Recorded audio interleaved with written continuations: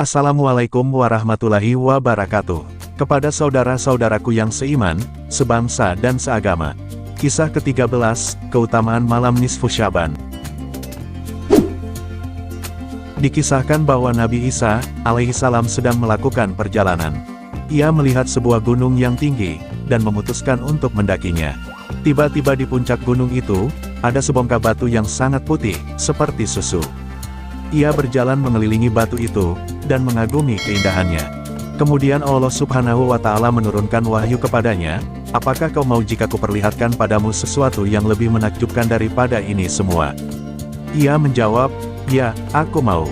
Kemudian batu itu terbelah, dan dari sana keluar seorang laki-laki yang sudah tua, sedang melaksanakan salat, sambil mengenakan jubah yang terbuat dari bulu, dan tangannya memegang sebuah tongkat, berwarna hijau, serta di antara kedua matanya terdapat anggur. Nabi Isa, alaihissalam kagum dengan peristiwa itu dan berkata, "Wahai Syekh, apa yang sedang aku lihat? Ini adalah rizki yang aku dapatkan setiap hari," kata Syekh tersebut. "Sejak kapan kau beribadah kepada Allah Subhanahu wa Ta'ala di atas batu ini?" tanya Nabi Isa, alaihissalam.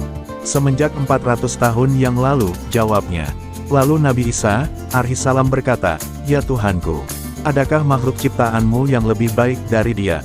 Allah Subhanahu wa Ta'ala berfirman, "Sesungguhnya siapapun orangnya dari umat Muhammad, yang mendirikan salat pada pertengahan bulan Syaban, akan lebih baik dari ibadahnya selama 400 tahun.